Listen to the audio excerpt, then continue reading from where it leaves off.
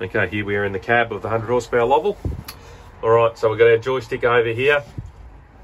There's a hidden button in the top of the joystick. Okay, that's for your 4-in-1. When you hold that button in, then go left and right, that's activating your 4-in-1, your third function. Okay.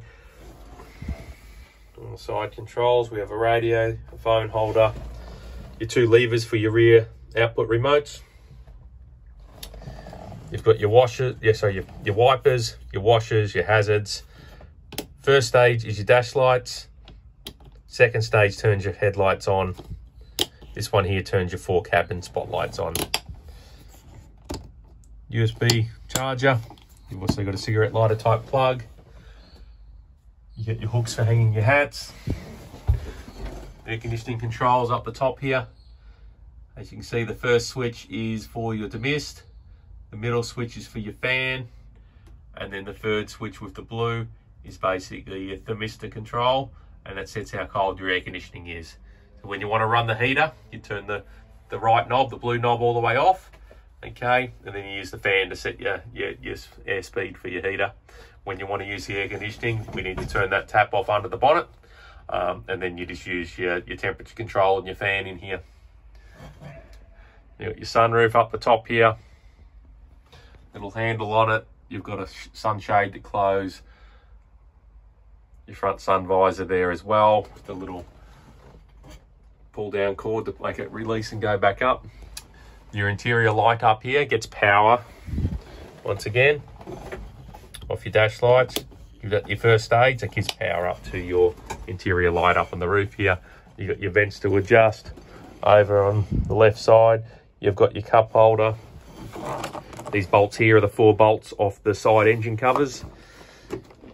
Inside your compartment here, you've got your fuse panel. Okay, PTO, we've got 540, we've got 760. All right, you've got your P park brake for your handbrake. All right, simple way to remember. Yellow over here represents yellow over here. It's a bit white in the sunlight, but there's your PTO clutch there. Okay, so you don't want to pull your PTO clutch up and now leave it up for the next 6 months. Okay, that's engaging your clutch. It's holding the thrust bearing down, and then the bearing spinning with the clutch, holding the clutch, the weight of the diaphragm on the pressure plate down. So you pull it up to engage into a gear, and then you let it back down as slowly and get your engagement point, and away you go. If you need to you might pull it up because you're going from one fence post to the next. That's fine. You can leave it up for a few minutes, not a problem at all. You just can't leave it up constantly like that. It's equivalent to driving around with your foot on the clutch pedal all day. Like your car, you often sit at the traffic lights with your foot on the clutch, cycle for a few set of lights, then off you go again. Your foot comes off the clutch, the bearing removes from the clutch. Okay, it stops spinning, and then it has a cool down time.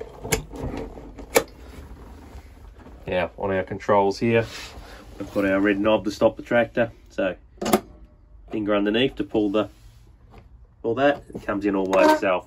Pull the knob out to stop the tractor. Low and high beam headlights, your indicators. This one here is your steering column adjuster. So it's not a telescopic column, but it does tilt down towards you. So you pull that one up to loosen it, then you can tilt the column. You've got your horn in the center of the dash there. We've got our dashboard here, still got a plastic cover on. I turn our key on here. You'll notice it does a self-check. Okay.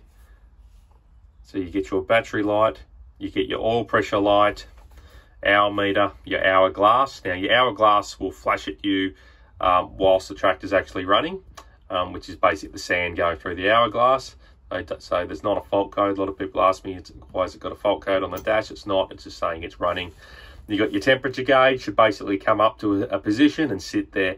If it's ever fluctuating up, down, it's basically giving you an indicator that the radiator is probably 3/4 blocked with grass or debris, and it's struggling for airflow. You've got your fuel gauge over the side here. Get out of the sunlight, there we go. Fuel gauge on the side.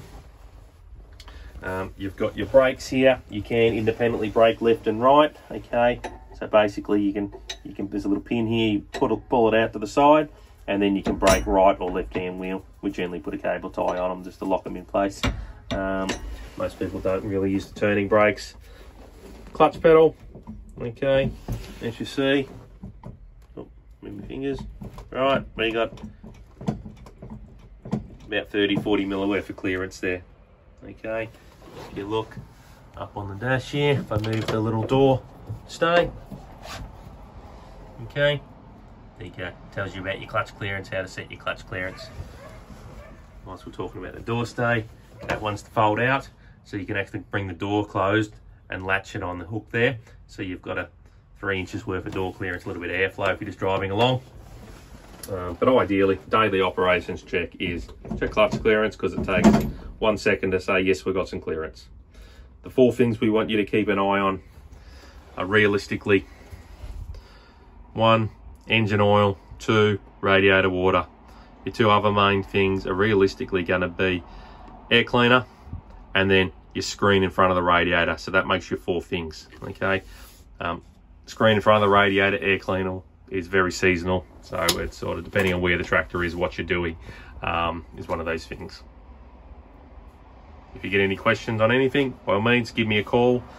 When it comes to service time, give me a call before that as well, and we can run over what we do, send you some more videos on bits and pieces and that sort of stuff as well.